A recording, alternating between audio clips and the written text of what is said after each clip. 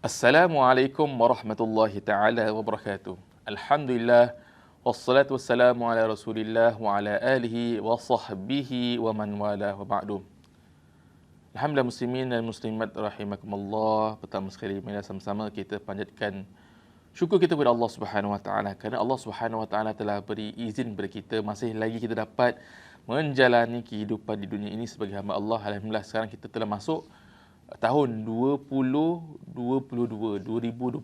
ya. Alhamdulillah kita masih lagi dalam tahun baru Masihi. Moga-moga kita dapat manfaatkanlah masa-masa kehidupan kita di dunia ini, baki-baki hidup kita di dunia ini dengan ketaatan kepada Allah, dengan kita dapat tingkatkan lagi ibadah-ibadah kita kepadanya. Moga-mogalah kita adalah azam tahun ini untuk kita meningkatkan lagi apa yang kita nak tingkatkan. Macam-macam yang boleh kita tingkatkan, antaranya sebagai contohlah mungkin tahun ini sempena tahun 2022 ni kita nak tiap-tiap bulan khatam Al-Quran, masya-Allah. Mungkin kita tak nak miss solat tahajud ke, masya-Allah. Mungkin ada gitulah benda-benda yang baik yang kita yang mana kita pada tahun yang lepas kita tak sempat buat, ataupun kita kadang-kadang buat, kadang tak buat. Semoga kita dapat istiqamah tahun ini untuk terus buat, insya-Allah. Memoga Allah Subhanahu wa taala rahmati atau keberkati kehidupan kita di dunia ini dan juga di akhirat, insya-Allah. Muslimin dan muslimat rahimakumullah. Hari ini seperti biasa hari Rabu kita sambung tazkirah kita, tazkirah mari beringat. Saya seperti biasa saya akan menyampaikan tazkirah berdasarkan berpandukan kitab Syekh An-Nawawi Al-Bintani yang bertajuk Nasihat untuk bagi hamba-hamba Allah Subhanahu wa taala. Tuan-tuan dan puan-puan muslimin dan muslimat rahimakumullah. Hari ini saya nak sampaikan satu tazkirah seperti mana tertera tajuknya pada skrin, iaitu dua keadaan yang boleh mengubah keadaan seseorang itu. Syekh An-Nawawi Al-Bintani kongsikan makalah ini ataupun kata-kata ini pertama sekali untuk kita dapat mengawal dan juga mengawal hati kita, iaitu dengan mengekang keinginan syahwat kita dan dapat selalu bersabar. Beliau kongsikan, Bismillahirrahmanirrahim, Allahumma salli wa sallim barik alaihi. Qila inna syahwata yusayyirul muluka abidan was-sabra yusayyirul abida mulukan. Maknanya apa? Ada pendapat mengatakan bahawasanya syahwat itu, keinginan itu dapat menundukkan seorang raja menjadi hamba. Sementara sifat sabar itu dapat menundukkan atau dapat menjadikan atau dapat merubah seorang hamba menjadi raja. Bagaimana? Kerana apabila, kata Syekh An-Nawawi Al-Bintani lagi, kerana seorang itu apabila dia suka kepada sesuatu, cinta kepada sesuatu, secara tak langsung dia akan menuruti kehendak apa yang disukainya. Sementara sabar itu akan menjadikan seseorang itu menjadi raja, seorang biasa menjadi raja. Bagaimana? Iaitu dengan sifat sabar. Dengan sifat sabar seorang itu, dia akan dapat capai apa yang dia inginkan. Syekh An-Nawawi Al-Bintani suruh kita perhatikan. Adakah anda tidak perhatikan bagaimana kisahnya Nabi Yusuf AS bersama Zulaikha? Muslimin dan muslimat rahimakumullah. Bila kita sebut syahwat ni, sebelum ini juga saya telah kongsikan, syahwat inilah keinginan seorang itu kepada satu perkara dan juga kita senang dengan perkara tersebut. Maka apabila secara tak langsung, apabila seseorang itu suka, cinta dan suka pada sesuatu, maka secara tak langsung dia akan menuruti apa yang disukainya.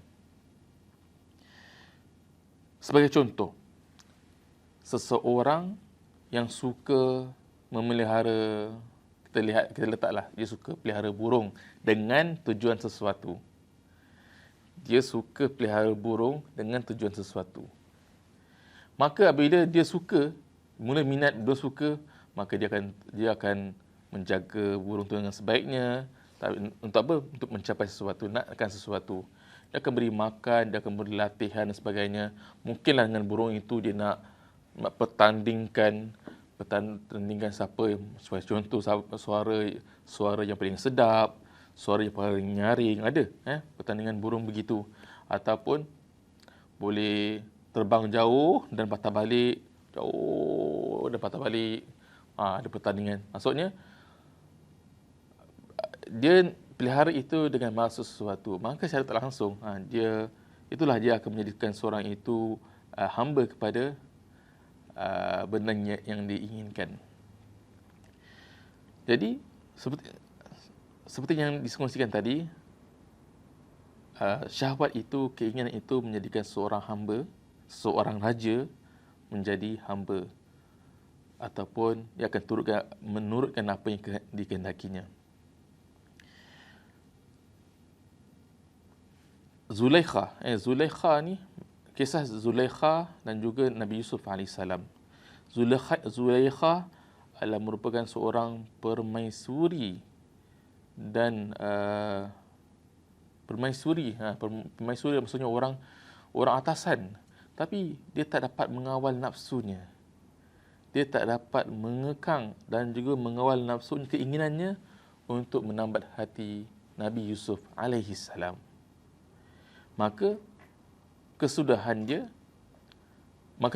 mendapatkan hati Nabi Yusuf AS, macam-macamlah hilah dia buat untuk mendapatkan Nabi Yusuf AS, menambat hati Nabi Yusuf AS. Tapi Nabi Yusuf AS, dia sabar. Dia sabar dengan segala ujian, hilah, tipu daya Zulaikha. Akhirnya Zulaikha itu hidupnya menjadi tak tentu hala. Nabi Yusuf AS, walaupun sifat sabar itu, dia sabar dengan ujian tersebut, dia dimasukkan ke penjara, diuji hingga dia diuji dengan godaan fitnah Zulaikha sehingga dia dimasukkan ke penjara, tapi beliau tetap bersabar dan akhirnya Allah Subhanahu wa taala keluarkan baginda Nabi Yusuf AS daripada penjara tersebut. Jadi kita harus yakin bahawasanya bila kita diuji oleh Allah Subhanahu wa taala, pasti Allah Subhanahu wa taala akan beri kita, bila kita diuji oleh Allah dan kita bersabar, pasti Allah Subhanahu wa taala akan berikan kita berjalan keluar kemenangan dan kejayaan. Tetapi bila seorang itu diuji oleh Allah Subhanahu wa taala dan dia bersabar dan dia belum dapat lagi jalan keluar, maka kita harus yakin bahawasanya kita kena didik hati kita lah. Kita kena didik hati kita bahawasanya Allah Subhanahu wa taala, kita kena yakin Allah Subhanahu wa taala masih lagi menguji kesabaran kita, sifat sabar dalam diri kita.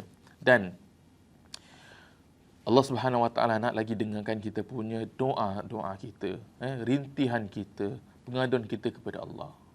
Jadi kita teruskan sebagaimana Allah, apabila kita diuji belum dapat jalan keluar, belum kita sabar, kita hendak terus tetap istiqamahkan kesabaran itu dan berdoa kepada Allah Subhanahu wa taala. Pasti Allah Subhanahu wa taala akan buka kita kepada jalan keluar.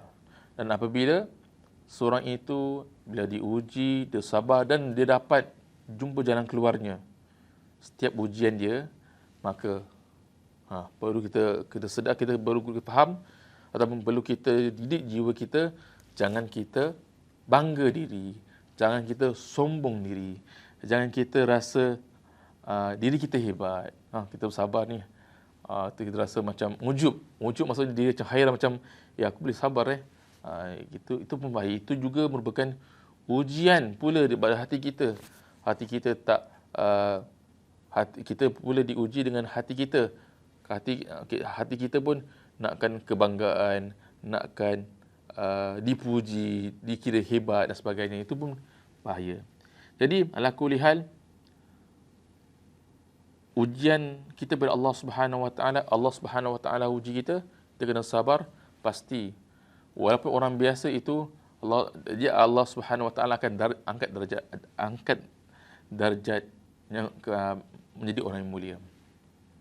Akhir sekali, muslimin dan muslimat rahimakumullah, dikongsikan oleh Syekh An-Nawawi Al-Bintani juga tentang nasihat seterusnya, iaitu beliau mengatakan bahawasanya maka berbahagialah orang yang akalnya jadi raja sedangkan nafsunya menjadi tawanan ataupun hamba. Dan rugilah, celaka dan rugilah orang yang nafsunya raja sedangkan akalnya menjadi tawanan. Ya. Moga-moga daripada perkongsian ini kita dapat sama-sama memuhasabah diri kita. Kita usahakanlah mengawal hati kita, jangan kita turutkan segala kehendak hati kita. Kita dah faham, okay? Yang perlu kita faham ialah kita kena bezakan antara keperluan dan juga keinginan. Benda yang perlu, benda yang ingin. Kita kena bezakan. Biasanya kita memang perlukan perkara-perkara, kita memang berhajat kepada benda-benda yang kita perlukan. Dan benda perlukan itu perlu kita usahakan. Contohnya, keperluan kita menjadi seorang bapa, kehidupan atau keperluan kita untuk menafkah, itu menjadi keperluan dan kita perlu usahakan. Dan satu lagi ialah keinginan. Dan keinginan ni, keinginan ni lebih.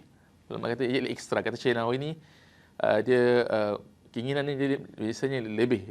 Maksudnya keinginan yang lebih. Apa yang kita dah ada sebenarnya cukup, tapi kita nak lebih. Itulah keinginan yang maksudnya kita harus kekang. Semoga perkongsian ini dapat sama-sama kita bermuhasabah dan semoga usaha-usaha kita menjadi hamba Allah Subhanahu Wa Taala, untuk menjadi hamba Allah Subhanahu Wa Taala, Allah berkati kita di kehidupan dunia ini dan akhirat, insya-Allah. Sekian saja, wabillahi taufiq wal hidayah. Assalamualaikum warahmatullahi wabarakatuh.